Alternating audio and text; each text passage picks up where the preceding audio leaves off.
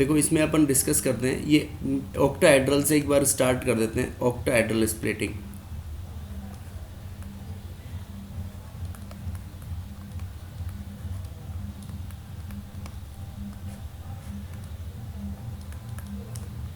Octahedral splitting, octahedral splitting के अंदर इसमें बेटा मैंने बताया था आपको कि जो लिगेंड्स हैं, लिगेंड्स अप्रोच कैसे करते हैं,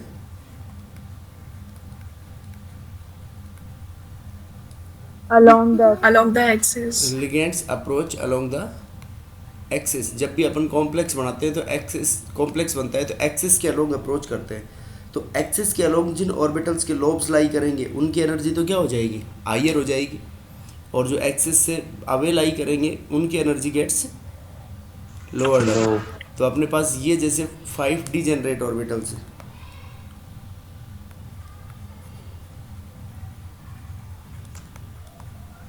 these are the degenerate orbitals fine. अब जैसे ही इनके पास लिगेंड अप्रोच करेगा तो लिगेंड अप्रोच करेगा तो इनकी डी ऑर्बिटल्स की जो एवरेज एनर्जी है वो क्या हो जाएगी, इंक्रीज।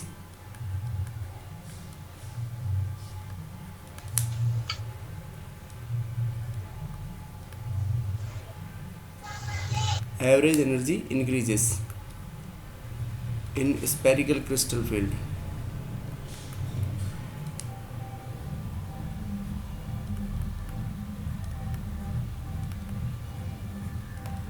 स्पेरिकल क्रिस्टल फील्ड में इनकी एवरेज एनर्जी इंक्रीज हो जाएगी और फिर ये दो एनर्जी सेट्स में स्प्लिट होंगे। जिनके लोब्स एक्सिस के अलोंग लाई करेंगे वो हाई एनर्जी सेट्स में,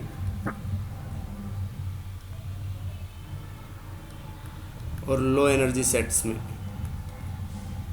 हाई एनर्जी सेट्स में ईजी और लो एनर्जी सेट्स वाले ऑर्बिटल्स को क्या बोलेंगे हम, E2G। T2G।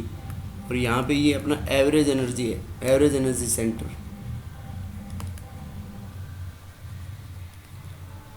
एवरेज एनर्जी, और इसको क्या बोलते हैं हम, बैरी सेंटर। तो यहाँ पे एवरेज एनर्जी को जीरो अज्यूम कर लेंगे हम, तो इनकी एनर्जी जो है ईजी ऑर्बिटल्स की एनर्जी कितनी होगी, जो हाइयर है वो 0.6 6। डेल्टा हो, और 0.6 डेल्टा हो को और क्या बोल सकते हैं, 0.6 DQ। ये 3/5 भी बोल सकते हैं यस डेल्टा हो। सर। और ये जो एनर्जी होगी यहाँ पे ये -0.4 डेल्टा हो, राइट। Yes, sir. और दिस विल बी 2/5, -2/5. 2/5 डेल्टा हो, राइट। और इन दोनों के बीच में जो एनर्जी डिफरेंस होता है उस पूरे को बोलते हैं हम delta O, and delta O octahedral के लिए बोलेंगे CFSC, क्रिस्टल फील्ड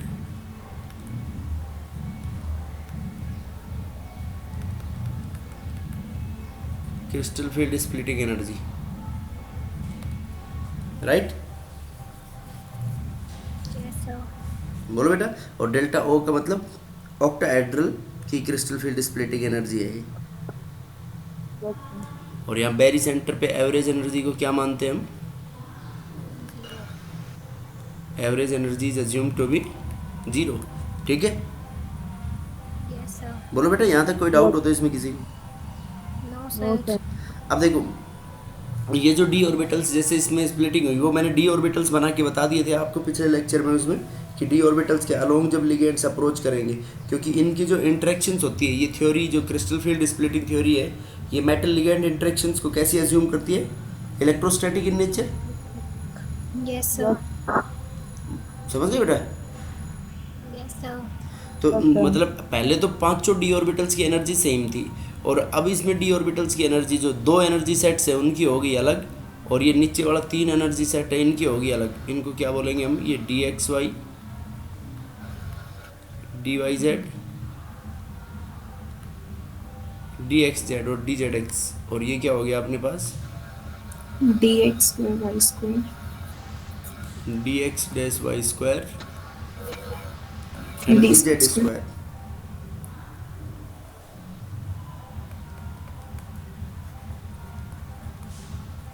उसके बाद अपन आती है spectrochemical series.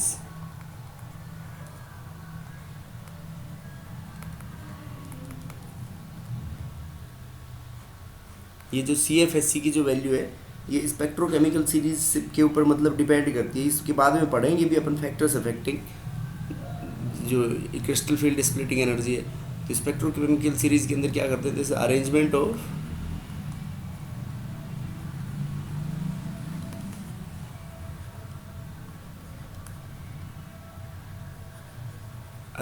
ligands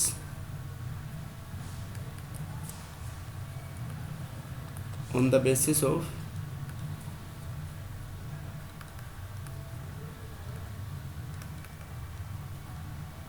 increasing or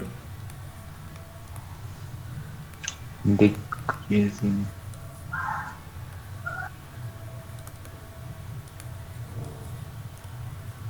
decreasing order of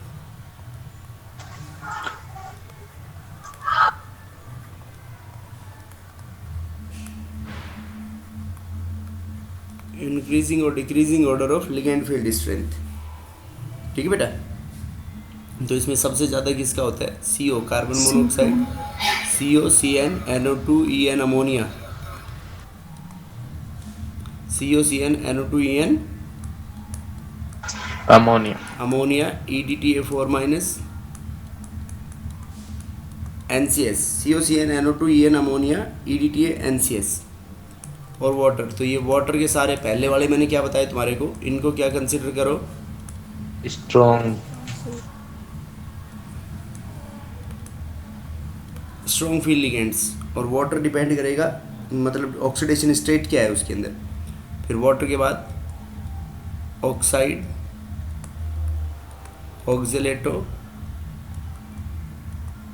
ऑक्सीलेटो hydroxy OH minus, right. yes sir, Yes. Fluorine, chlorine, bromine, iodine, bromine. और इनसे पहले ये भी याद रख सकते हो HCN H2 sulphide, Br minus और I माइनस। तो ये इनका मतलब स्ट्रॉन्ग फील्ड लिगेंड्स जो हम पढ़ रहे थे उसमें ऑक्टाहेड्रल कॉम्प्लेक्सेस में, ऑक्टाहेड्रल कॉम्प्लेक्सेस के अकॉर्डिंग जो स्ट्रॉन्ग फील्ड लिगेंड्स है, स्ट्रॉन्ग फील्ड लिगेंड्स क्या करवा देंगे, इलेक्ट्रॉन्स की पेयरिंग करा देंगे। और वीक फील्ड लिगेंड्स के अंदर electron remains unpaired, Unpaired. Unpaired. ठीक है। Yes, sir.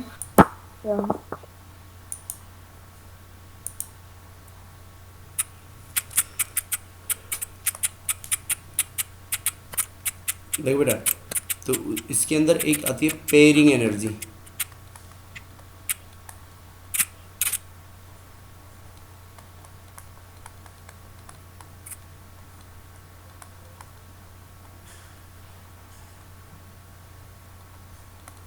पेयरिंग एनर्जी का मतलब क्या होता है, it is the amount of energy required. बोलो क्या बोलेंगे बेटा पेयरिंग एनर्जी को, बताओ। The energy required to pair Pair up the electrons. Energy required to pair up the electrons, electrons. Energy required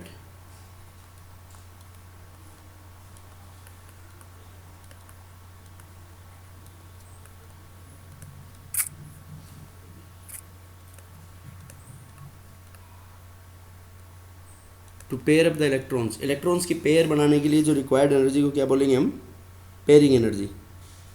ठीक है। तो मतलब इसको CFSC से कैसे रिलेट करेंगे, जैसे ये बोले अपन, ये जो ऑक्टाहेड्रल फील्ड में हो गया डेल्टा O, कि delta O is greater than pairing energy. Splitting energy जो है, स्प्लिटिंग एनर्जी से डेल्टा O अगर ज़्यादा है तो क्या होगा, electron electron get paired pairing energy, electron gets pair up pair up. मैंने इसको फिर याद रखने का तरीका बताया था तुम्हारे को एक, कि डेल्टा O ज़्यादा, देखो डेल्टा O ज़्यादा, ये था अपना स्प्लिटिंग एनर्जी का डिफरेंस इनका।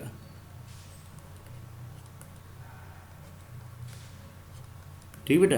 तो ये इनके बीच में जो गैप ज़्यादा होगा तो इलेक्ट्रॉन्स को ऊपर जाने में ज़्यादा एनर्जी की रिक्वायरमेंट होगी। Yes, sir. Yes, sir. जो ज़्यादा एनर्जी की रिक्वायरमेंट होगी तो ज़्यादा एनर्जी सप्लाई नहीं हो पाएगी, तो electron gets paired up, right. Yes, sir. उसके बाद सेकंड जो है, सेकंड क्या था, delta O is less than pairing energy. Delta O less than pairing energy मतलब पेयरिंग एनर्जी ज़्यादा है, तो क्या हो जाएगा ऐसे केस में। Electron remain unpaired. और ये कह सकते हैं कि ऐसा केस किस में होगा, ये स्ट्रॉन्ग फील्ड लिगेंड्स में।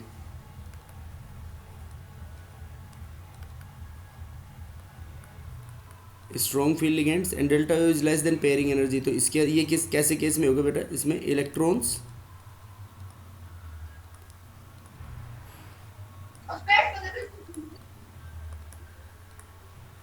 Electron remains unpaired. Weak ligands. Weak field ligands, क्योंकि डेल्टा ओ कम होगा तो ईजिली आई, देखो ये जब कम होगी वैल्यू स्प्लिटिंग एनर्जी तो electrons easily high energy orbital में चले जाएंगे। Yes, sir. तो वीक फील्ड लिगेंड तो इलेक्ट्रॉन्स रिमेन अनपेयर्ड, अनपेयर्ड रहेंगे तो कैसा रहेगा, इसमें हाई स्पिन कॉम्प्लेक्स रहेगा। Yes, sir. Yes. और इनके केस में कैसा रहेगा, लो स्पिन। लो स्पिन कॉम्प्लेक्स रहेगा। समझ गए बेटा। Yes, sir. उसके बाद मैंने बताया D1 D1 D1 D2 D3 D9 D10, these configurations are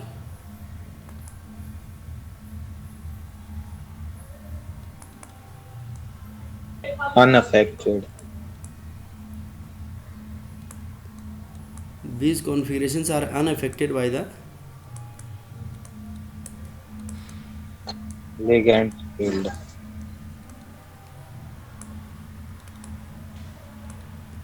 ligand field strength. Ligand field strength का इन कॉन्फ़िगरेशंस के ऊपर कोई फर्क नहीं पड़ेगा, राइट। Yes, sir. समझ गए बेटा। Yes, sir. Yes, sir. Yes sir. बोलो इसमें कोई डाउट हो तो किसी को। No sir. No, sir. अब देखो इनकी CFSC वैल्यूज कैसे निकालेंगे हम।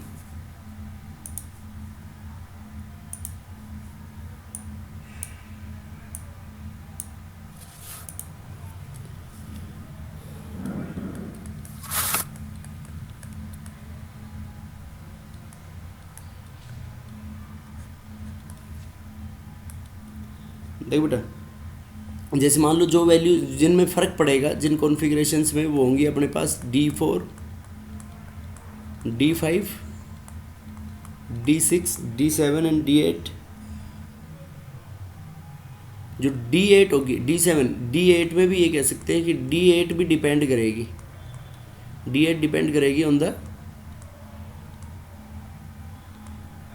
नेचर ऑफ लिगेंड, लिगेंड के नेचर पे डिपेंड करेगी D8 कॉन्फ़िगरेशन। उसके एग्जांपल्स देखेंगे D4 D5 D7 D। तो इसमें बताओ D4 है जैसे अरेंजमेंट अपने पास, तो D4 अरेंजमेंट है तो ऑक्टाहेड्रल स्प्लिटिंग में कैसे हो जाएगा, ये हाई एनर्जी सेट हो गए T2G, ये EG, और लो एनर्जी सेट क्या हो गया अपने पास T2G। ठीक है बेटा। Yes, sir. तो इसमें अब मैं दोनों के केस में बता रहा हूँ तुम्हारे को कि मान लो कि पहले ये स्ट्रॉन्ग फील्ड लिगेंड्स हैं, तो स्ट्रॉन्ग फील्ड लिगेंड्स में क्या होगा, स्ट्रॉन्ग फील्ड लिगेंड्स में D4 कॉन्फ़िगरेशन की बात करें अगर अपन, तो स्ट्रॉन्ग फील्ड लिगेंड्स में D4 कॉन्फ़िगरेशन की एक इलेक्ट्रॉन यहाँ पेयर बन जाएगी उसकी। Yes, sir. तो देखो इसमें CFSC का मैग्नीट्यूड क्या आएगा, डेल्टा O। वो क्या करो तुम, नंबर ऑफ इलेक्ट्रॉन्स को मल्टीप्लाई कर दो जितने भी अनपेड इलेक्ट्रॉन है, तो 4 अनपेड इलेक्ट्रॉन्स है इंटू इसकी वैल्यू कितनी थी -0.4, यस सर। Yes, sir. तो -1.6 आ गई डेल्टा ओ।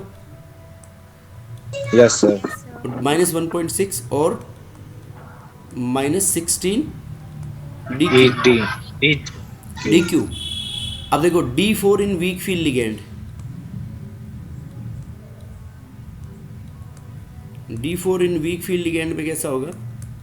वीक फील्ड लिगेंड के अंदर जो होगा, ये कह सकते हैं कि वीक फील्ड लिगेंड्स के अंदर ये स्प्लिटिंग एनर्जी कम होगी। स्प्लिटिंग एनर्जी कम होगी तो इलेक्ट्रॉन्स हाई एनर्जी ऑर्बिटल्स में चला जाएगा, Unpair.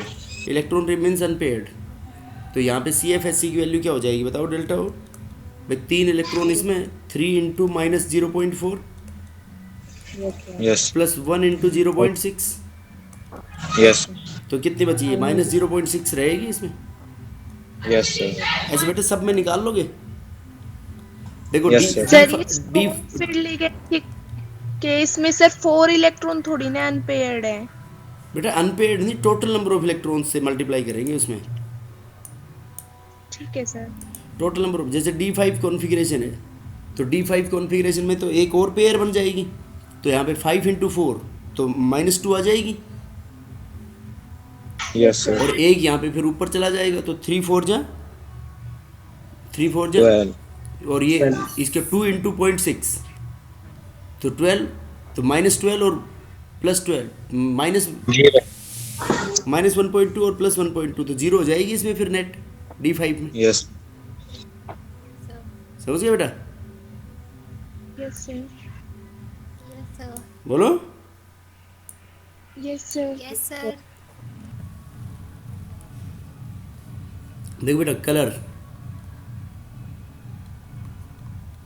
कलर को कैसे एक्सप्लेन करेंगे? देखो कलर किसकी वजह से प्रेजेंट होता है बताओ? Unpaired electron. Gate. Unpaired Energy. Colour present होता है due to Data. Transfer. DD transitions. और DD वैसे जैसे CuSO4 तो क्या होता है अपना? कलरलेस। लेकिन जब लिगेंड्स अप्रोच करते हैं,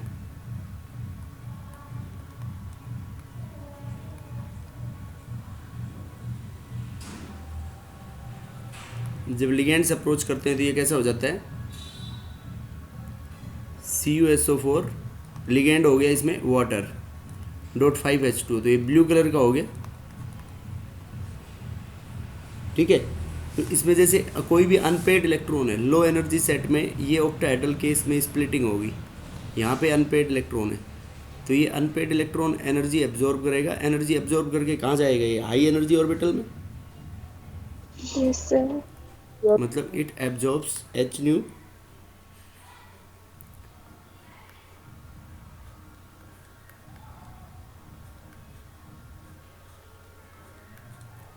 तो ये हाई एनर्जी ऑर्बिटल में गया। तो हाई एनर्जी ऑर्बिटल में गया तो क्या बोलेंगे हम इसके लिए? देखो कि इसको मैं जनरल बता रहा हूँ एक, कि electron absorbs energy unpaired electrons,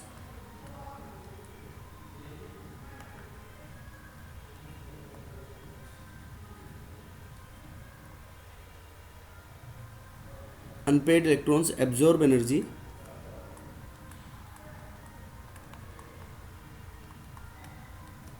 and excited to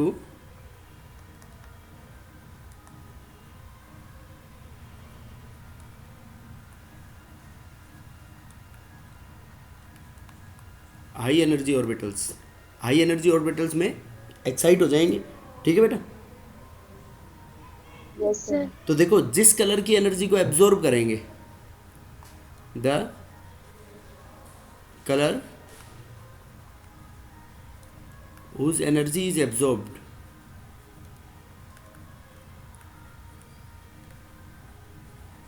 color whose energy is absorbed from the visible spectrum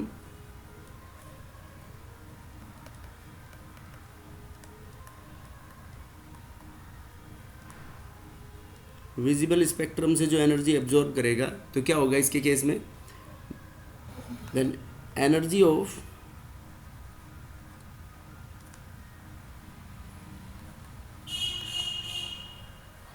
complementary color will be transmitted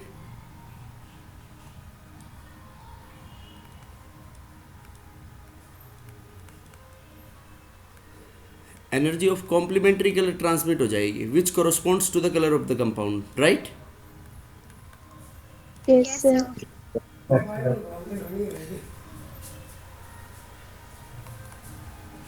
which corresponds to Color of a compound. Colour of compound, वो compound के colour को correspond करेगा, ठीक है? समझ गए? Yes, sir. बोलो।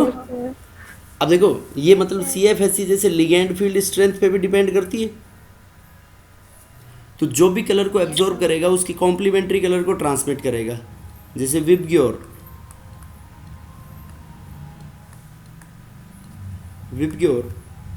तो इसमें ब्लू, ये VIB Green or red. GYOR, green का कॉम्प्लीमेंट हो गया रेड,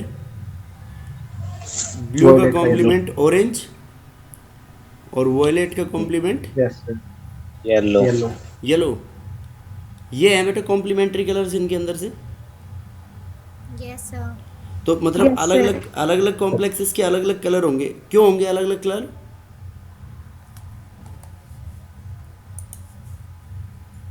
अलग कलर ट्रांसमिट कर अलग कलर ट्रांसमिट होंगे, और ये कॉम्प्लेक्स में लिगेंड अगर अलग होगा तो लिगेंड अलग होगा तो जो स्प्लिटिंग एनर्जी है वो अलग अलग होगी, तो एब्जॉर्ब्ड एनर्जी की भी वेवलेंथ अलग होगी और ट्रांसमिटेड एनर्जी की भी वेवलेंथ अलग होगी।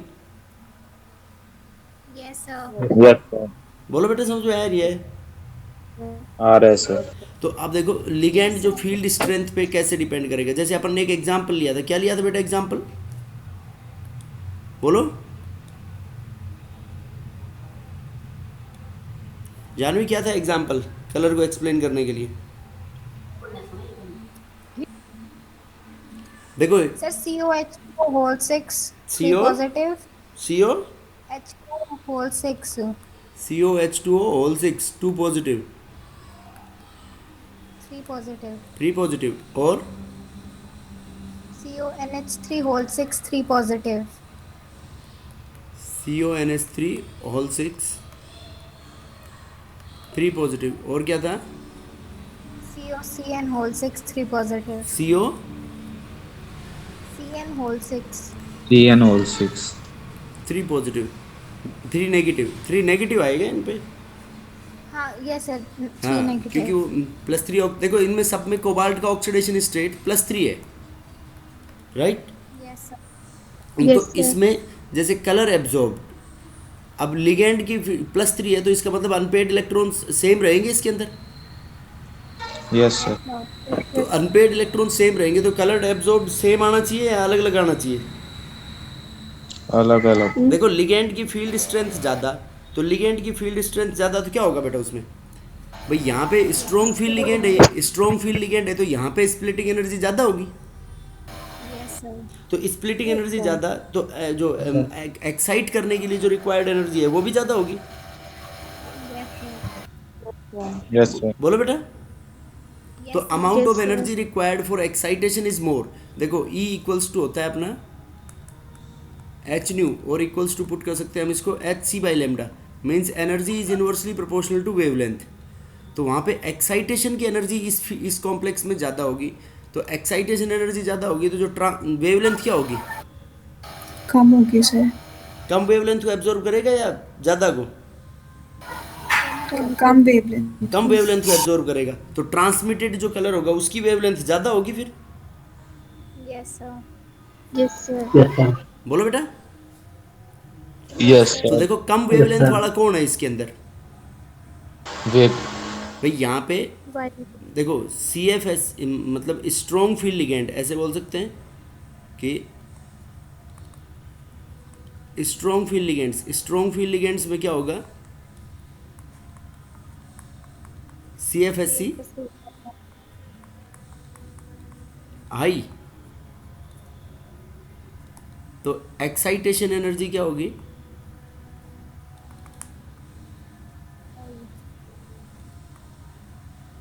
Excitation energy will be more, Yes sir. और एक्साइटेशन एनर्जी मोर होगी तो ट्रांसमिटेड एनर्जी क्या होगी? लेस। अब एक्साइटेशन एनर्जी की वेवलेंथ कम होगी तो ट्रांसमिटेड एनर्जी की वेवलेंथ ज़्यादा होगी। तो ये वायलेट कलर को, मतलब इसकी देखो कलर, वैसे तुम कलर को चलो छोड़ो, इसमें कलर बताओ, इसमें कम वेवलेंथ का कलर आना चाहिए, तो कम वेवलेंथ का वायलेट है। Yes, sir. अमोनिया, अमोनिया के बाद ये Yes, sir. ब्लू इंडिगो का मिक्स होगा, और फिर उसके बाद ब्लू ब्लू इंडिगो मिक्स। अब उसके बाद देखो ब्लू इंडिगो के बाद क्या आ रहा है बेटा, ग्रीन। Blue. ग्रीन के बाद क्या आ रहा है, येलो। लेकिन वॉयलेट जो ब्लू है, तो ब्लू का कॉम्प्लीमेंट क्या होता है, ऑरेंज। तो इसमें कौन सा कलर आता है, ये Orange. ऑरेंज। अब ये दिखेंगे कैसे, देखो इनकी अपीयरेंस, और मतलब अपीयरेंस और मतलब ट्रांसमिटेड, जो कलर ट्रांसमिट होगा, ये ऑरेंज है तो ऑरेंज का कॉम्प्लीमेंट क्या हो गया, ब्लू। ये ब्लू कलर का दिखेगा। ये कैसा दिखेगा, देखो ब्लू Yellow. इंडिगो का मिक्स बोल रहे हैं, ब्लू और इंडिगो का, तो येलो और ऑरेंज के बीच की रेंज आएगी, Yes, sir. Yes sir. Yellow yellow orange. और ये जो वॉयलेट कलर का दिख रहा है, वॉयलेट का कॉम्प्लीमेंट्री क्या हो गया, येलो। येलो। बोलो बेटा, समझ में आया नहीं आया ये, Yes, यस sir. सर। उनकी कलर इंटेंसिटी जो है वो डिपेंड करेगी किसके ऊपर, कलर इंटेंसिटी भी, कि अगर एक्साइटेशन एनर्जी ज़्यादा तो एक्साइटेशन एनर्जी ज़्यादा तो ट्रांसमिटेड एनर्जी लेस, और एक्साइटेशन एनर्जी ज़्यादा होगी तो इसकी इन्वर्सली प्रोपोर्शनल टू वेवलेंथ, कम वेवलेंथ के कलर आएगा। तो एब्जॉर्ब्ड कम वेवलेंथ का होगा तो ट्रांसमिटेड क्या होगा, ज़्यादा वेवलेंथ का, और वही उस कंपाउंड के कलर को कॉरस्पॉन्ड करेगा। Yes, sir.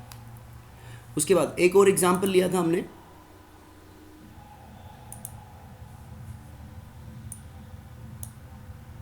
Yes, sir. क्या था उसमें, ये बता रहे थे हम शायद कि number of strong field ligand से क्या फ़र्क पड़ेगा। जैसे Yes, उसमें sir. EN ligand versus ethylene amine ligand लिया था उसमें, और निकल +2 आयंस लिए थे।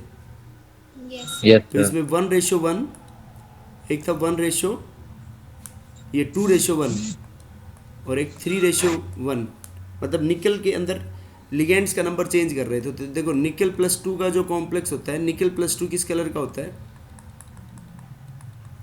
Ni+2 ग्रीन कलर का होता है बेटा, ठीक है। निकल +2 कैसा होता है, Green.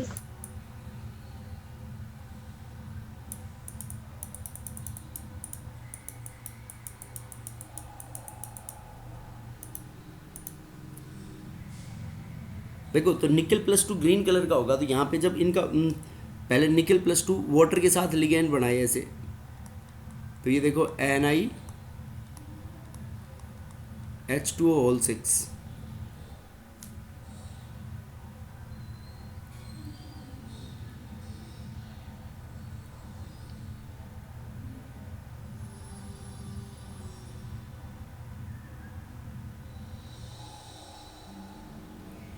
ये NiH2O6 वाटर न्यूट्रल लिगेंड है, 2 पॉजिटिव, तो ये ग्रीन कलर का है। अब इसमें एक EN आ गया, तो एक EN डाइडेंटेड लिगेंड है, तो कॉम्प्लेक्स क्या बनेगा इसके अंदर, NiH2 for En. H2O कितने आएंगे, 4 4, और EN 1. 2 पॉजिटिव, इसमें क्या आएगा, 2 EN आ गए, H2O2 En2. EN2, और ये En all thrice. NiH EN whole thrice. तो EN बताओ स्ट्रॉन्ग फील्ड लिगेंड है, वीक फील्ड लिगेंड है, Strong. स्ट्रॉन्ग फील्ड लिगेंड है। तो यहाँ पे EN का नंबर ज़्यादा है बेटा इथाइलिन अमीन का, इथाइलिन 1 2 इथेन 1 2 डायमीन का। Yes, sir. तो स्प्लिटिंग एनर्जी सबसे ज़्यादा किस में होगी, बताओ, Last वाले में. लास्ट वाले में Last वाले की. स्प्लिटिंग एनर्जी सबसे ज़्यादा, तो क्या होगा उसके केस में, एक्साइटेशन एनर्जी भी ज़्यादा, Yes, sir. और तो एक्साइटेशन एनर्जी ज़्यादा, तो वेवलेंथ क्या होगी उसकी, सबसे कम. सबसे वेवलेंथ सबसे कम वेवलेंथ का आएगा, राइट। एकदम। Yes. बोलो बेटा, Yes, sir. तो ये किस कलर का बताया था ये हमने, NiH2 होल 4, Pale blue. ये था पेल ब्लू, और उसके बाद Blue. ब्लू और पर्पल, Violet. Purple, Purple. और लास्ट में क्या था? Violet. वॉयलेट। ठीक है, बोलो बेटे, समझ में आया नहीं आया? सर ये कलर्स दिए हुए होंगे या ये भी पता होने चाहिए? नहीं, कलर तो बेटा जनरली देखो, कुछ कंपाउंड्स में तो कॉम्प्लेक्स में कलर तो थोड़ा सा तो आइडिया रखना पड़ेगा तुम्हारे को, कि जैसे वेवलेंथ लोअर है तो बस इससे आइडिया रखना पड़ेगा। लोअर वेवलेंथ है तो देखो कलर आएंगे वॉयलेट, इंडिगो और ब्लू। तो ये तो एग्जाम्पल कोई तुम्हारे से पूछेगा नहीं कि इनके कलर बताओ इन कॉम्प्लेक्स के, ये मतलब इसका आइडिया बताना पड़ेगा कि कलर का मतलब। ये भी कह सकते हैं कि यहाँ पे थोड़ा सा जैसे स्प्लिटिंग एनर्जी ज़्यादा, तो यहाँ पे वेवलेंथ क्या आएगी इसमें? कम। कम। और यहाँ पे वेवलेंथ ज़्यादा, उससे बताओ। उससे ज़्यादा आएगी सर। और यहाँ पे सबसे लास्ट वाले में सबसे कम। सबसे कम, सब सबसे कम। नहीं सबसे। Yes sir. समझ गए। भाई इसमें जनरल अपन यही कंसेप्ट कर यूज कर रहे हैं, ई इज, और फिर एक एनर्जी क्या कह सकते हैं? Energy is directly proportional to intensity. Intensity क्या होती है? Energy per unit area. Yes sir. बोलो बेटे, समझ में आया नहीं आया? Yes sir. समझ गए? तो मतलब हाँ, ये कलर चेंज हम इसलिए दिखा रहे हैं यहाँ पे। तो यहाँ पे ये जो शो करने का तरीका है, ये मतलब लिगेंड की फील्ड स्ट्रेंथ बदलने से, ये एग्जांपल, लिगेंड फील्ड स्ट्रेंथ बदलने से चलिए, तो कलर के अंदर कैसे चेंजेस आएंगे, राइट? Yes sir. समझ गए बेटा? Yes sir. सर हाँ बेटा। सर ये तो एब्जॉर्ब्ड कलर्स होंगे ना, कौन से? ट्रांसमिटेड कलर्स थोड़ी ना होंगे। ये वॉयलेट, ब्लू, पर्पल और पेल ब्लू। हाँ, ये एब्जॉर्ब्ड कलर्स की वेवलेंथ है ये। दीज आर द ठीक है। एब्जॉर्ब। तो देखो है तो सारे पेल ब्लू है ये, तो ये थोड़ा वॉयलेट की साइड में आ जाएगा, फिर ये ब्लू पर्पल है तो ये मिक्स आएगा, और ये वॉयलेट है तो ये वॉयलेट आ जाएगा, तो ये ब्लू आ जाएगा। Yes sir. सर समझ गए बेटा? अब देखो टेट्राहेड्रल कॉम्प्लेक्सेस में, तो टेट्राहेड्रल कॉम्प्लेक्सेस में क्या होता है?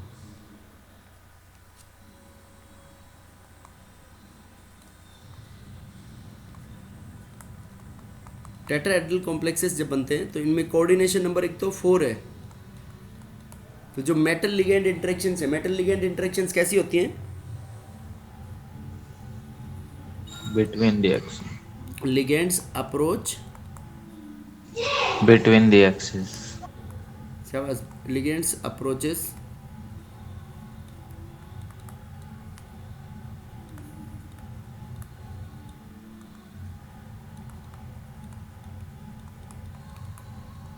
इन बिटवीन द एक्सेस, एक्सेस के बीच में से अप्रोच करेगा लिगेंड्स इसके अंदर टेट्राहेड्रल कॉम्प्लेक्सेस में।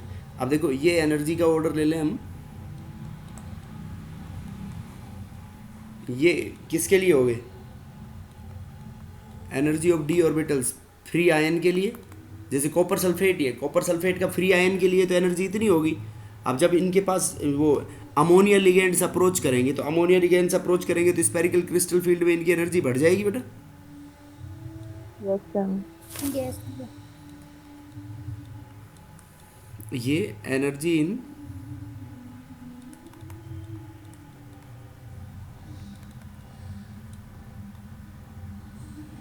Spherical crystal field. इसके बाद क्या होगा? ये स्प्लिट होंगे दो एनर्जी सेट्स के अंदर। इसका उल्टा हो जाएगा। देखो ligands approach in between the axes, तो बिटवीन द एक्सेस लोब्स किसके लाई कर रहे हैं? Lobes of d x y, d y z और डी जेड एक्स के लाई करते हैं बेटा लोब्स इनके। तो इनके लोब्स लाई कर रहे हैं तो उनके अंदर रिपल्शंस होंगे। Yes sir. तो रिपल्शंस होंगे तो इसमें जो T2 ऑर्बिटल्स, देखो जी उसमें, इसमें यहाँ पे जी टर्म यूज नहीं करेंगे क्योंकि इसमें सेंटर ऑफ सिमेट्री क्या होता है? एब्सेंट होता है। जी वर्ड एक ग्रेड वर्ड से रिलेटेड होता है। और ये जो यहाँ पे इनकी EG ऑर्बिटल्स, E, अब बताओ E की जो एनर्जी होती है वो कितनी होगी? Minus 0.6. D x square dash y square और डी जेड स्क्वायर, ये आ गया इसका एवरेज बैरी सेंटर। तो यहाँ पे जो एनर्जी है ये पूरे इनके बीच में, उसमें डेल्टा ओ लिया था, ये डेल्टा क्या बोल देंगे हम, डेल्टा टी। तो ये ऊपर वाली एनर्जी होगी बेटा अपने पास 0.4 टाइम्स ऑफ 4. डेल्टा टी, और ये एनर्जी कितनी हो जाएगी 0.6. Minus Minus 0.6. Minus 0.6 times of delta T, right. Yes, sir. तो ये स्प्लिटिंग एनर्जी इनकी उल्टी हो जाएगी, किसके किसके कंपैरिजन में, ऑक्टाहेड्रल कॉम्प्लेक्सेस के अंदर। बोलो क्लियर है या नहीं।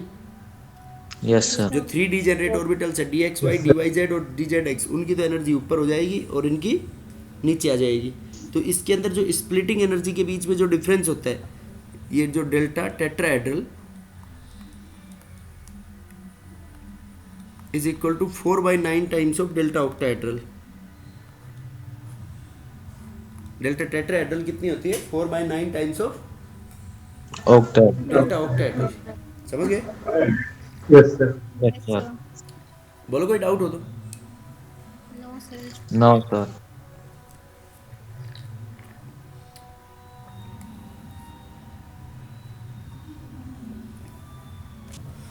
देखो अब इसमें मैं नेक्स्ट कुछ कॉम्प्लेक्सेस के बारे में बताता हूँ। जैसे ये स्प्लिटिंग एनर्जी है, इसे स्प्लिटिंग एनर्जी के बिहाफ पे कि किस में, देखो जैसे प्लेटिनम और पैलेडियम का कॉम्प्लेक्स आ जाए कोई भी तुम्हारे पास,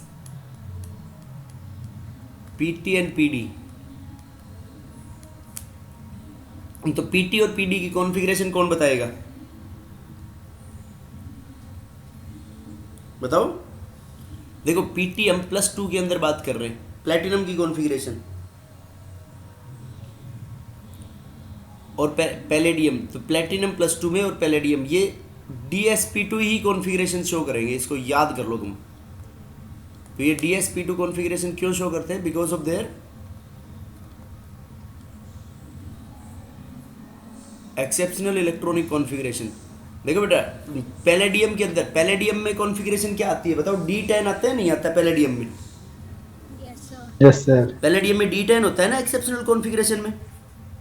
Yes, sir. तो D10 होगा तो बताओ क्या हो जाएगा उसकी वजह से, सारे इलेक्ट्रॉन पेयर्ड होंगे। नहीं तो पैलेडियम +2 ऑक्सीडेशन स्टेट अगर शो कर रहा है तो एक D खाली हो जाएगा फिर उसमें, Yes, sir. बोलो। Yes, sir. और प्लेटिनम भी, प्लेटिनम जैसे प्लेटिनम में तो क्या होती है, प्लेटिनम में तो D में 9 होते हैं, मतलब ऐसे होता है 3D नहीं, प्लेटिनम कौन सी सीरीज में आता है, 5D में। प्लेट 5. पिटाई और होगी में आता है ना, Yeah. मतलब 5D, तो 5D 9 right, Yes, sir. 6s1 यही होगी ना बेटा प्लेटिनम की, 5D 9 6s1। Yes, sir. उसके बाद पैलेडियम उससे पहले वाली में आता है, यारी जरा निभा मौत तक रुकावट राह में पड़े, तो 4D 10 6s0।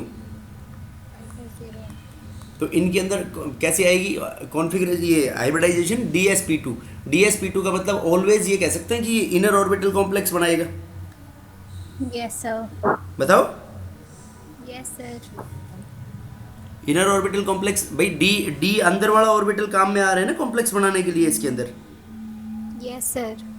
उसके बाद तो ये प्लेटिनम और इनसे रिलेटेड ये कॉमन बात है, ये जो तुम बोल सकते हो कि इनमें टेट्राहेड्रल कॉम्प्लेक्सेस DsP2 बनाएंगे, मतलब sp3 हाइब्रिडाइजेशन ये शो नहीं करेंगे। DsP2 बनाएंगे तो बिकॉज ऑफ एक्सेप्शनल कॉन्फ़िगरेशन, तो शेप कैसी होगी इनके कॉम्प्लेक्सेस की, Square planar. Square planar, right. Yes, sir. कर दोगे बेटा इसमें। Yes, sir. और D10 कॉन्फ़िगरेशन किस किस के अंदर होती है,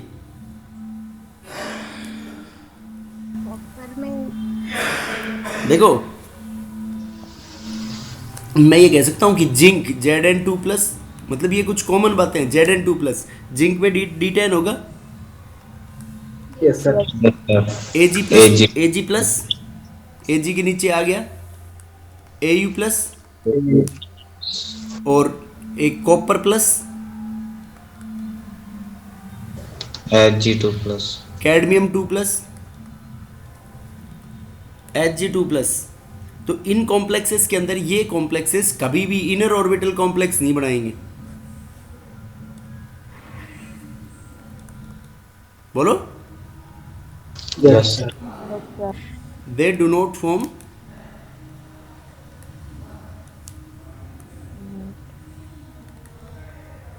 inner orbital complex.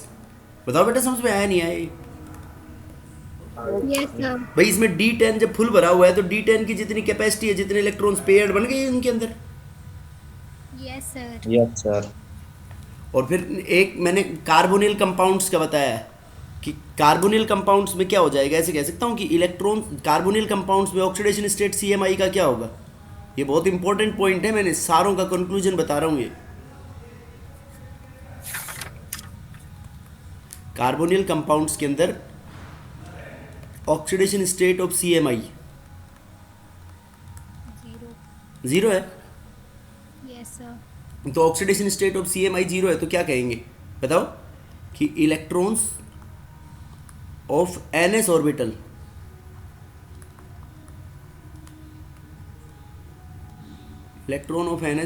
will be transferred to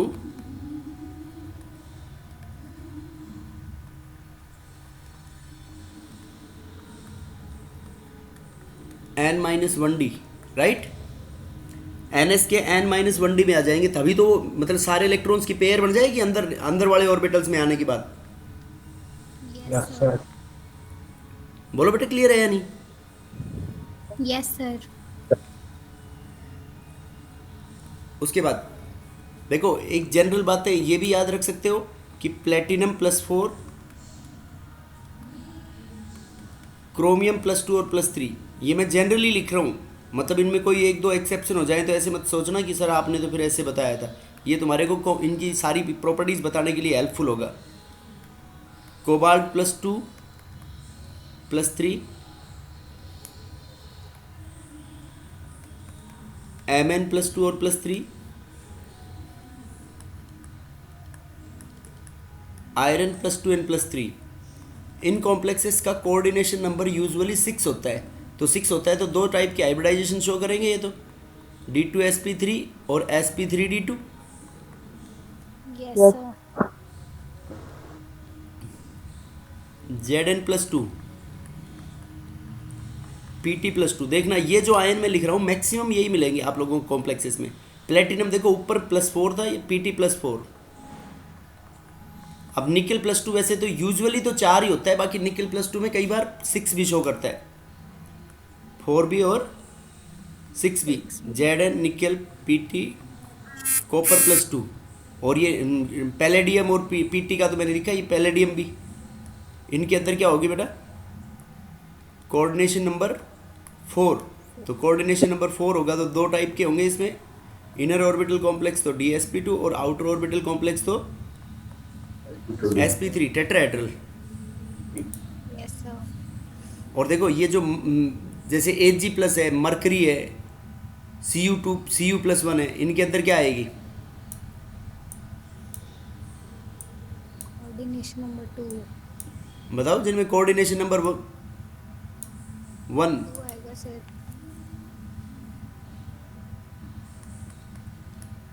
Ag+, Cu+, Au+1, इनमें कोऑर्डिनेशन नंबर 2 होगा। 2 होगा तो हाइब्रिडाइजेशन क्या होगी? sp, और शेप कैसी होगी इन कॉम्प्लेक्सेस की? Linear, right. Yes, sir. बोलो बेटा, यहाँ तक कोई डाउट हो तो किसी को? No, sir. समझ गए? देख बेटा, उसके बाद आते हैं अपने पास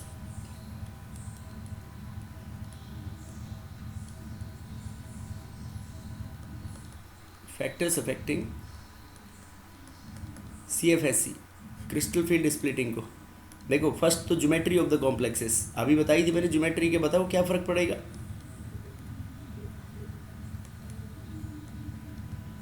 ऑक्टाहेड्रल की ज्यादा होगी। ज्योमेट्री ऑफ कॉम्प्लेक्स ऑक्टाहेड्रल की होगी, टेट्रा की? ऑक्टाहेड्रल की ज्यादा होगी। Very good. Geometry of the complex, ये ऑर्डर आया था ना, delta O equals delta tetrahedral equals to 4/9 times of delta O. तो इसका मतलब डेल्टा ओ ज़्यादा हो गया, ज्योमेट्री के ऊपर डिपेंड कर रहा है ना। Yes, sir. ठीक है। उसके बाद नेचर ऑफ लिगेंड्स, बताओ लिगेंड्स के क्या फ़र्क पड़ेगा उसमें। स्ट्रॉन्ग फील्ड लिगेंड्स में ज़्यादा होगी। देखो स्ट्रॉन्ग फील्ड लिगेंड्स के अंदर क्या होगी, ज़्यादा होगी, कह सकते हैं ऐसे हम। Yes Yes, sir. sir. जो मतलब ये मैं ऐसे लिख देता हूँ इसमें, according to spectrochemical series.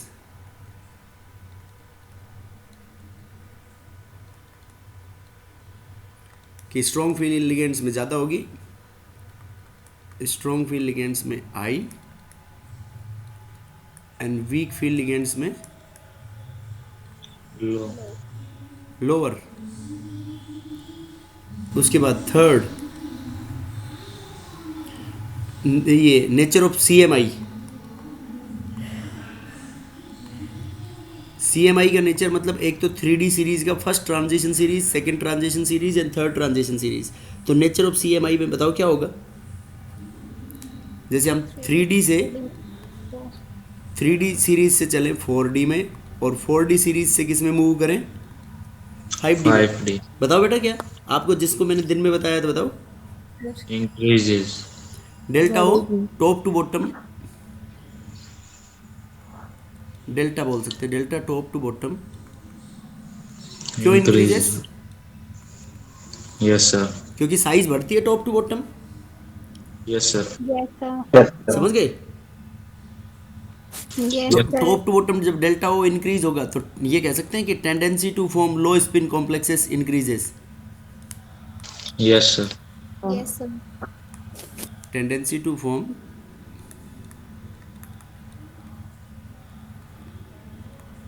Low spin complexes increases. तो 3D से जब हम 4D में मूव करते हैं तो इनके अंदर लगभग 50% तक चेंज आ जाती है। ठीक है। Yes sir.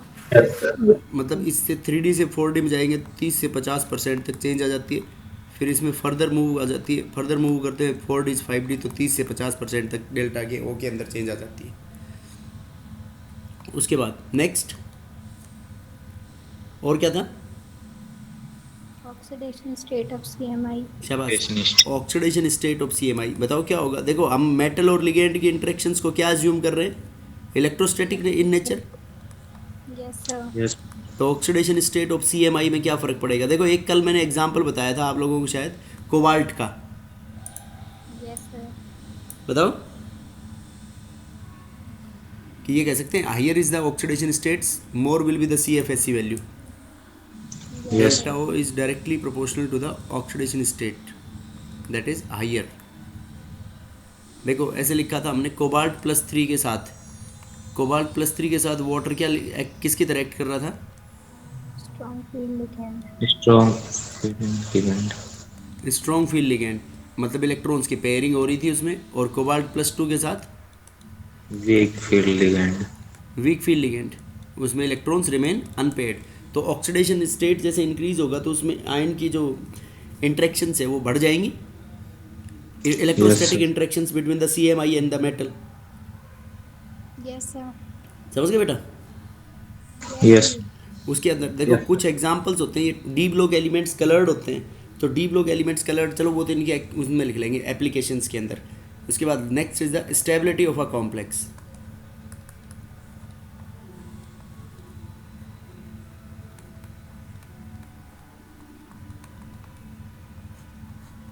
कॉम्प्लेक्स की स्टेबिलिटी को, तो स्टेबिलिटी को बेटा कैसे अपन उसके कॉम्प्लेक्स की फॉर्मेशन को निकालेंगे हम कि कॉम्प्लेक्स बनता कैसे है। तो कॉम्प्लेक्स बन रहा है हमने ये जो क्रिस्टल फील्ड थ्योरी के according electrostatic in nature, formation of complex. Yes, sir. तो जैसे ये अपने पास मेटल है, मेटल इन पर्टिकुलर ऑक्सीडेशन स्टेट Mn+, तो ये लिगेंड के साथ रिएक्ट करेगा, लिगेंड के साथ रिएक्ट करेगा तो ये MlN+ बनाएगा। Yes. तो इसका मतलब स्टेबिलिटी कांस्टेंट के, मतलब इस रिएक्शन को अगर हम इक्विलिब्रियम में माने तो इक्विलिब्रियम में माने तो कैसे क्या निकाल लेंगे इसका हम, बताओ। भाई ये मान लो फर्स्ट स्टेप है, इसका कोऑर्डिनेशन नंबर 4 मान लेते हैं हम, तो K1 इसका स्टेबिलिटी कांस्टेंट ऐसे हो जाएगा, ये रिएक्शन मान लो इक्विलिब्रियम में M N ml n plus N upon plus mn M N plus plus mn plus Well. Into ligand. अब सेकंड स्टेप में देखो Yes. ml n plus plus एक और लिगेंड आ गया, तो इससे ये इक्विलिब्रियम में बन गया मेटल Ml2 n प्लस, तो यहाँ से अपन K2 निकाल सकते हैं। K1 और K2 इनके Yes, sir. स्टेप वाइज क्या हो गए बेटा, stability constants upon ml n plus into L, right. उसके बाद ml2 n प्लस एक और लिगेंड के साथ रिएक्ट करेगा K3 ml3 n प्लस, ठीक है बेटा।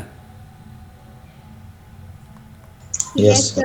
उसके बाद ml3 n प्लस, अब यहाँ से K3 की वैल्यू क्या आ जाएगी, K3 will be equals to ml3 N plus upon M L2 N plus into L. Into ligand, ये प्लस सॉरी इंटू लिगेंड। उसके बाद ml3 n plus, coordination number हम क्या अज्यूम कर रहे हैं, इसका 4 मान रहे हैं, तो 4 स्टेप पे बढ़ेगा ये Yes, sir. प्लस एक लिगेंड, तो इसका ये फॉर्मेशन कांस्टेंट हो गया K4। K4 will be equal to ml4 n plus, right. अब इसमें K4 की वैल्यू आ गई अपने पास,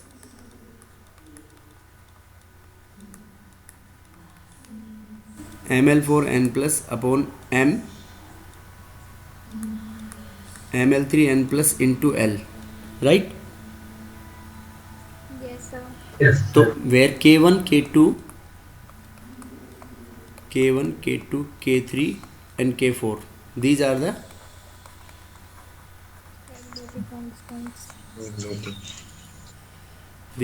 stability constants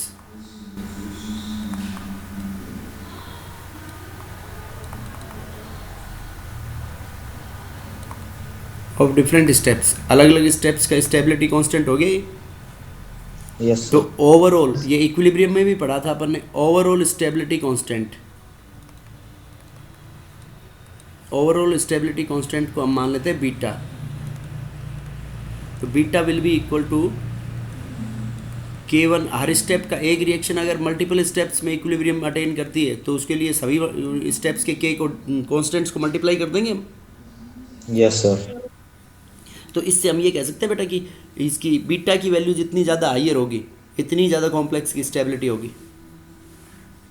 yes sir Yes, sir. इसको लॉग की टर्म्स में पुट कर सकते हैं, लॉग बीटा, दोनों साइड से लॉग ले लो, तो इनका क्या क्या लिख देंगे इसको ऐसे, log K1 plus K log K1 m into N वाला फॉर्मूला लगा दो, plus log K1 plus K2 plus log K2 plus log K3 plus log K4. Log K4, ठीक बेटा। तो इसके ब्याप पे हम क्या बोल सकते हैं कि higher is the value of stability constants, जो बीटा है higher is the value of Stability beta, constant. More will be the stability.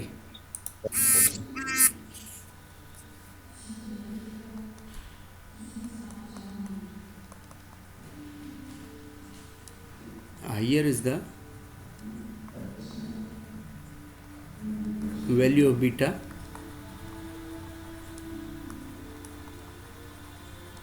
More stable complex, complex इतना ही ज़्यादा क्या होगा, स्टेबल होगा। और फिर ये भी बोल सकते हैं कि beta is inversely proportional to 1/β1। अब β1 को मान लिया हमने इनस्टेबिलिटी कांस्टेंट, उसका उल्टा होगा ना, स्टेबिलिटी कांस्टेंट ज़्यादा तो इनस्टेबिलिटी कांस्टेंट क्या हो जाएगा, कम हो जाएगा।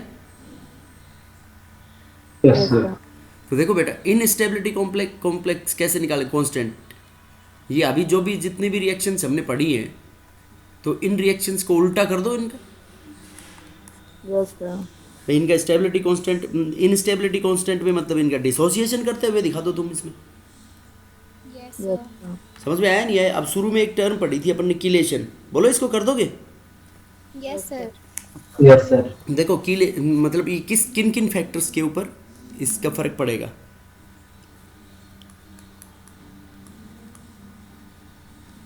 फैक्टर्स अफेक्टिंग, बेटा ये आ गया ना समझ में? Beta is inversely proportional to beta 1। Yes, sir. Yes, sir. कि स्टेबिलिटी कांस्टेंट जितना ज़्यादा तो मतलब उसका इनस्टेबिलिटी कांस्टेंट इतना ही कम, क्योंकि वो टूटेगा नहीं जल्दी से। Yes sir. तो देखो एक कीलेशन, कीलेटिंग कॉम्प्लेक्स को क्या बोला था हमने? कौन होते हैं कीलेटिंग कॉम्प्लेक्स? जो डाइडेंटेड या फिर पॉलीडेंटेड होते हैं वो बनाते हैं, क्या बेटा? जो रिंग बना ले। वेरी गुड, जो रिंग लाइक स्ट्रक्चर बनाएंगे तो मोर स्टेबल बनेंगे वो। Yes, sir. तो देखो फैक्टर्स अफेक्टिंग कीलेशन, तो ये कह सकते हैं कि जैसे पर्टिकुलर ऑक्सीडेशन स्टेट है, तो पर्टिकुलर ऑक्सीडेशन स्टेट के अंदर मतलब chelated complex will be more stable. Yes, sir.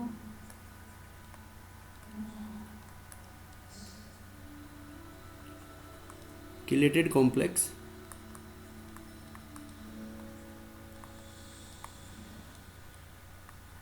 Will be more stable. समझ गए बेटा इसको? की देखो जैसे इसमें कोई अपन एग्जांपल ले ले, एक तो C R oxalato whole thrice O X whole thrice और इसमें 3 नेगेटिव, ठीक है। और एक है अपने पास यहाँ भी क्रोमियम का ऑक्सीडेशन स्टेट +3 है, C R H2O whole 6 3 positive. बताओ इसमें कौन सा कॉम्प्लेक्स मोर स्टेबल होगा? देख के ही बता सकते हैं। पहले वाला। पहले वाला मोर स्टेबल होगा, राइट? Yes sir. बोलो बेटा इसमें कोई डाउट हो तो किसी को? No, sir. Chelated complex will be more stable than the non-chelated complex। उसके बाद जैसे EDTA सुना था, Yes, sir. सर तो वो मल्टी डेंटेट, उसकी डेंटिसिटी वेरिएबल थी ना, मल्टी डेंटेट और flexi dentate. Yes, sir. Yes sir.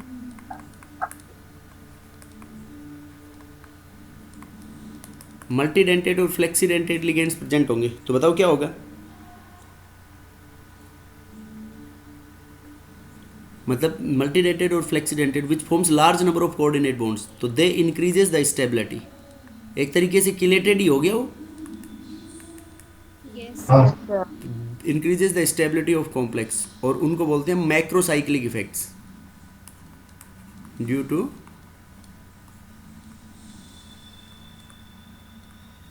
Macrocyclic effects. बहुत लार्ज साइक्लिक स्ट्रक्चर्स बन जाएंगे उनके अंदर।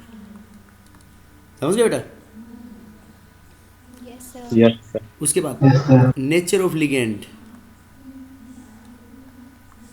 देखो लिगेंड जितनी जो मेटल और लिगेंड इंटरेक्शंस को CFT इलेक्ट्रोस्टैटिक इंटरेक्शंस अज्यूम करती है, तो उसके अंदर जैसे बेस क्या होता है? बेस वो होता है जैसे नेगेटिव चार्ज और लोन पेयर है। मोस्टली लिगेंड्स अपने कॉम्प्लेक्सेस में पड़े एनाइनिक और न्यूट्रल, तो एनाइनिक और न्यूट्रल में जो अपनी लोन पेयर या नेगेटिव को डोनेट करेगा तो उसको बेस बोलते हैं। Yes sir. तो मोर इज द, ऐसे बोल सकते हैं, more is the basic strength of ligand.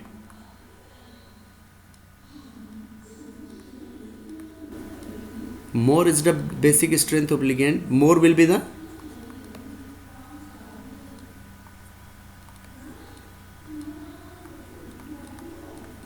the stability. उसकी स्टेबिलिटी इतनी ज़्यादा होगी, राइट? Yes sir. उसके बाद नेक्स्ट चार्ज ऑन CMI।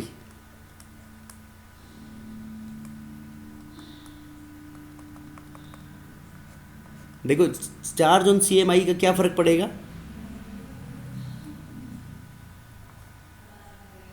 बताओ बेटा, ज़्यादा चार्ज होगा तो ज़्यादा होगी स्टेबिलिटी। Yes sir. मोर चार्ज मोर स्टेबिलिटी, ये तो होगा जब सेम सेम मेटल प्रेजेंट है, और जब अलग अलग मेटल है और चार्ज सेम हो तो भाई, एक तो जैसे क्रोमियम +3 को कंपेयर करना हो तो chromium +3 is more stable then chromium +2, Yes, sir. Okay. क्योंकि क्रोमियम Okay. +3 के अंदर T2G हाफ फील्ड हो जाएंगे ना, तो हाफ फील्ड मोर स्टेबल होगा। Yes, sir. समझ गए? Yes, sir. अब देखो, ये तो +3 और +2 के अंदर कुछ मेटल्स के अंदर होगा कि जैसे हाफ फील्ड हो गया, ये कॉन्फ़िगरेशन के भी आप पे बता दिया। तो एक ऑर्डर है इसके अंदर, but according to Irving William order, Irving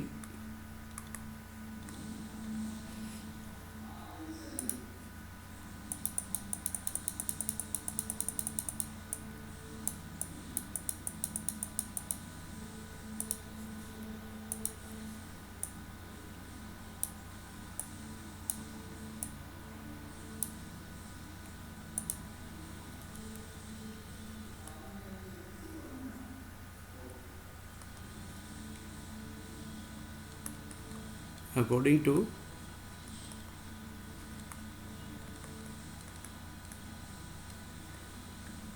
Irving Williams order, Irving Williams order के अकॉर्डिंग, जैसे पीटी +2, पीडी +2, रोडियम +2, Mn+2। देखो, पिटाई पड़ रही महेंद्र को, सीओ नहीं, पिटाई पड़ रही महेंद्र, फिर सीओ +2, पिटाई पड़ रही महेंद्र, फिर कोनी माने, को के बाद ध्यान रह जाएगा ना, ये पिटाई पड़ रही महेंद्र को, फिर कोनी क्यों जाने, कॉपर +2, और ये क्या हो जाएगा फिर उसमें Zn+2। ये किसका ऑर्डर है, मतलब +2 का स्टेबिलिटी ऑर्डर है ट्रांजिशन सीरीज के अंदर, स्टेबिलिटी ऑर्डर। इसके अंदर और भी बहुत सारे मेटल आयन आ सकेंगे, लेकिन ये मैक्सिमम कॉम्प्लेक्सेस के अंदर इन्हीं से हो जाते हैं। ठीक है बेटा? Yes, sir. मतलब इसमें क्या बोलता है ये इरियम विल्विंग्स ऑर्डर, ये कहता है कि मतलब नेचर ऑफ लिगेंड के इररेस्पेक्टिव होता है, ये irrespective of nature of ligand, ये होगी इनके अंदर स्टेबिलिटी ऑर्डर इनका। फिर उसके बाद नेचर ऑफ CMI, नहीं ये 4 था CMI, और उसके बाद nature of CMI, central metal ions का नेचर। देखो, सेंट्रल मेटल आयंस का बहुत आसान है इसके अंदर, कि जैसे ग्रुप 1 और 2 में एल्कली मेटल्स होते हैं, Yes. अब ट्रांजिशन सीरीज के अंदर जैसे 3 और 4 ग्रुप हो गए, तो 3 और 4 ग्रुप में इनर ट्रांजिशन भी हो गए। Yes, sir. Yes, sir. तो 3 से लेके 3 4 5 6 3 4 5 6 3 से लेके 6 तक, 6th ग्रुप तक, तो इसमें वो भी आ गए ना, F ब्लॉक भी, Yes, sir.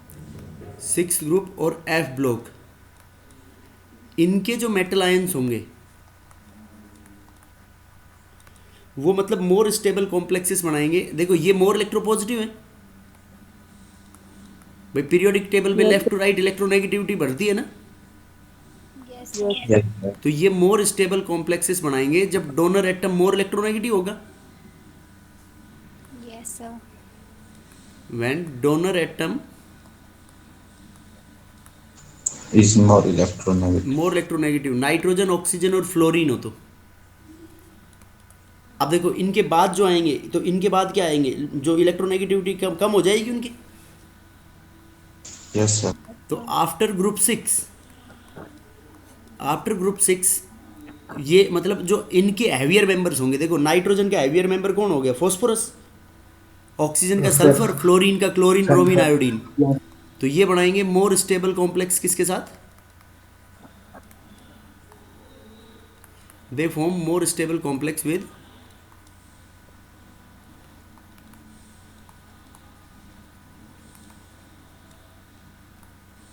Heavier member of nitrogen, oxygen and fluorine groups, उनके ग्रुप के हैवियर मेंबर्स के साथ बनाएंगे ये मोर स्टेबल कॉम्प्लेक्सेस। समझ गए बेटा? Yes, sir. बोलो। तो इसके भी आप पे हम अपन एक्सप्लेन करेंगे स्टेबिलिटी ऑफ कॉम्प्लेक्सेस। उसके बाद है अपने पास ऑर्गेनोमेटेलिक कंपाउंड्स।